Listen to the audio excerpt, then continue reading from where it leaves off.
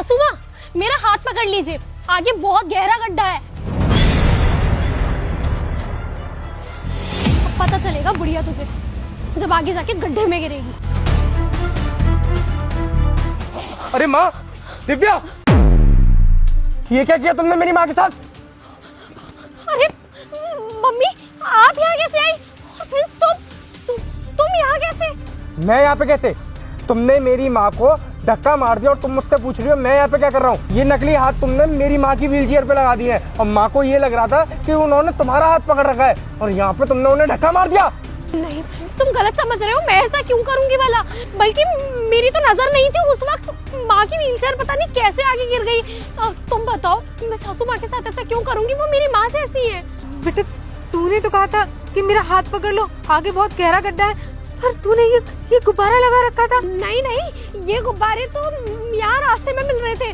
तो हमारे घर के नीचे जो किराएदार के बच्चे रहते हैं ना, वो बहुत टाइम से मुझसे कह रहे थे कि आपने काफी टाइम से हमें कोई गिफ्ट नहीं दिया है आंटी, इसलिए मैं उनके लिए ये लेकर आई थी। तो मैंने यहाँ लगा दिए थे, जैसे कि हाथ में पकड़ के कहाँ घूमूंगी। और मैंने इनको मेरा हाथ पकड़ने के लिए कहा और इन्होंने शायद गलती से इस गुब्बारे को पकड़ लिया और इसीलिए ये मेरे हाथ से स्लिप होके चली गई। दिव्या, अपनी फालतू की बकवास ना बंद करो। तुम्हें पता है मैं तुम्हें और माँ को सरप्राइज देने के लिए आया था बॉर्डर से, इसलिए मैंने किसी को भी नहीं बताया था कि मैं आज घर आने वाला हूँ। पर मुझे क्या मालूम था कि जब मैं घर के रास्ते पे आऊंगा तो मैं ये देखूंगा कि तुमने मेरी माँ को धक्का मार दिया है। मैंने ना तुम दोनों को बहुत पहले ही देख लिया था। मैं तो ये सोच रहा था कि एकदम से जाके सरप्राइज करूंगा जैसे तुम दोनों आगे आओगे, पर मुझे क्या मालूम था कि आज भगवान तुम्हारी सच्चाई मेरे सामने रहेगा। फ्रेंड्स देखो, ये चलता हुआ रोड है, लोग हमारी ही तरफ देख रहे हैं। यहाँ से घर चलते हैं, घर चल के बात करेंगे। कोई बात नहीं होगी और ना मैं अब तुमको अपने घर पे लेके जाऊंगा। जो लड़की मेरी माँ को ऐसे ही बीच राह पे छोड़ के जाने की सोच रही थी, और छोड़ के जाने की क्या, तुमने तो इतनी बुरी तरह धक्का मारा था कि मेरी माँ अगर उस गड्ढे में गिर जाती ना तो उनकी मौत ही हो जाती।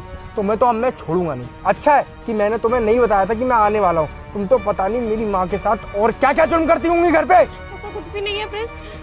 सासू माँ, आप बताइए ना प्रिंस को कि मैं आपको कितने अच्छे से रखती हूँ, अपनी माँ की तरह रखती हूँ, बताइए ना।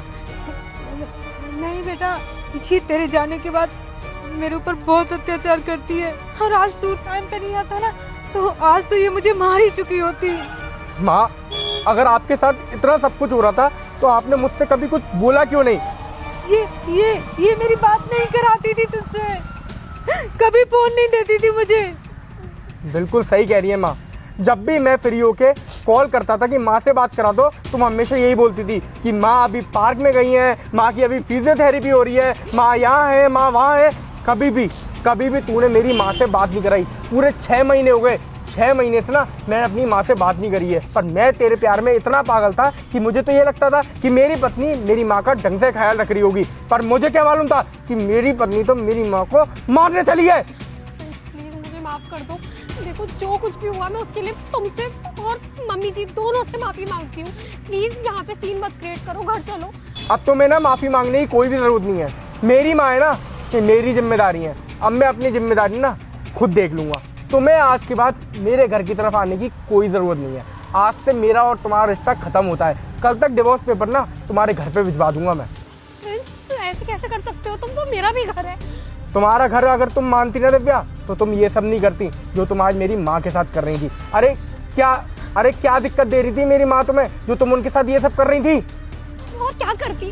तुम तो चले जाते थे ना बॉर्डर पे, अकेले फंस गई थी मैं इनके साथ में। अब आई जाइए, इनकी डबल सेवा करनी पड़ती है, डबल नहीं 4 गुना सेवा करनी पड़ती है। तुम्हें क्या पता, तुम तो अपनी जिम्मेदारियों से दूर वहाँ बॉर्डर पे पड़े रहते हो। दिव्या, तुम्हें शर्म आनी चाहिए। सिर्फ और सिर्फ मैंने तुम्हें अपनी माँ की जिम्मेदारी दी थी, वो भी तुम ठीक से नहीं निभा पाई। मुझे ना अब तुमसे कोई बात ही नहीं करनी है। अब तुमसे बात होंगी सीधे कोर्ट में, डिवोर्स पेपर के साथ। निकलो यहाँ से, गेट आउट फ्रॉम हियर। माँ, मेरे से बहुत बड़ी गलती हो गई कि मैंने आपकी पूरी जिम्मेदारी इस कल की आई हुई औरत पे छोड़ दी। पर अब आप टेंशन मत लेना, तो आपकी सारी जिम्मेदारियां मैं उठाऊंगा।